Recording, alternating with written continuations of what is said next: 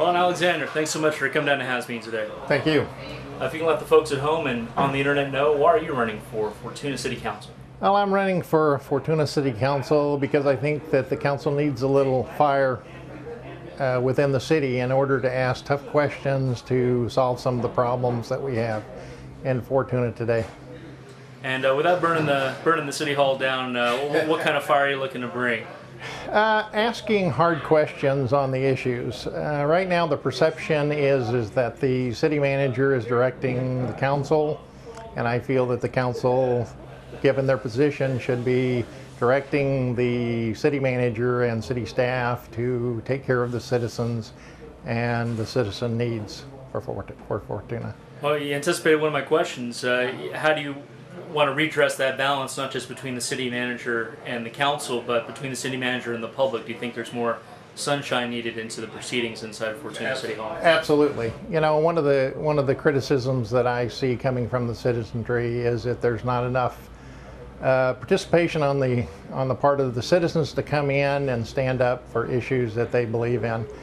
You go to city council meetings, and I've been to a bunch of them, that you know, it's kind of looks like there's a rubber stamp procedure going on.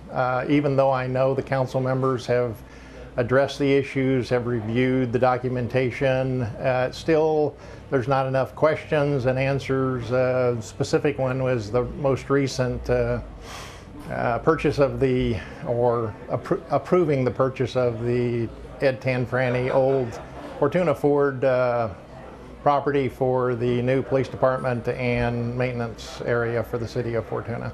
There should have been more emphasis on getting a new appraisal of the property by a commercial appraiser that did not do the original appraisal, and to see if it was going to fit with the appraisal that was given the city manager, which was then presented to the council for approval. There's also been a number of annexations in the last few years, and some more, I guess, on the drawing board. Do you think it's Fortuna's destiny to be the biggest city in Humboldt County? No, not at all. I look at Fortuna right now as somewhat of a bedroom community where retirees are coming in, buying property, settling there only because of the ambiance of Fortuna.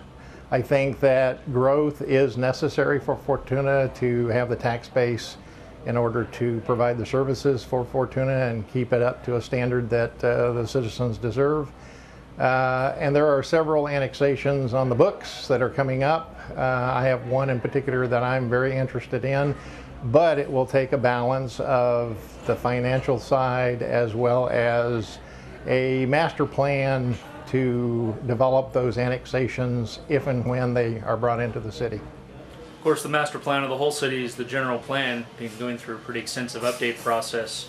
The candidate who was just sitting where you were suggested the city council is trying to rush that through before the new council takes power. Are you satisfied with the direction of the general plan as it currently looks? Well, the problem with the general plan is that it's basically a California mandate. It comes down from the state that all municipalities are required to have a general plan, and they're going through the process. So the city has had to jump through hoops for the state in order to include certain things in the general plan.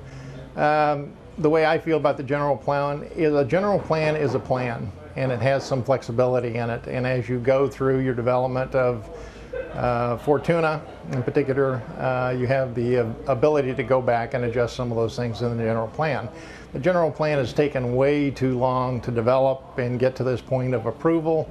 I would like to see it approved, and then we can go forward with the zoning and ordinances that need to be put in place in order to affect the general plan.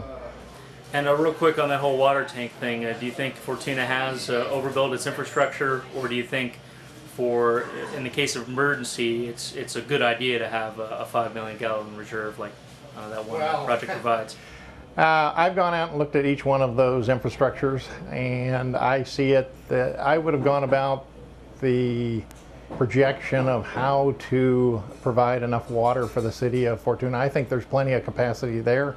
Now, I think that what needs to happen is for us to go back, look at those structures, see what it would take to improve them in order to make them up to date and be able to, there's one there on Vansel that is a 5 million gallon, which is plenty of water to take care of the needs of Fortuna. You do that, you spend less money, and then you have more time to go and see how you can improve those facilities and possibly build a new one on down the line without affecting the budget or any of those financial needs that Fortuna will need. Some of the council members in the past have made the point that, well, you know, getting grant money, it's never free money. It's still taxpayers' money. There's always strings attached. What do you think about these DUI checkpoints? They're funded with federal Homeland Security, highway safety grants, and yet there's some real questions as to whether stopping everybody at whether they're innocent or guilty, basically, and asking them for their papers to justify their driving on the road is really the best use of public safety resources. So where do you come down on that? I think we have, you know, a free country, that we have immigration, we have illegal immigration, but I don't think that we should be using or taking federal dollars in order to stop every individual that might look suspicious or have to check their papers. I mean, we have some very hardworking, and we have a large Hispanic population in Fortuna, and they work hard.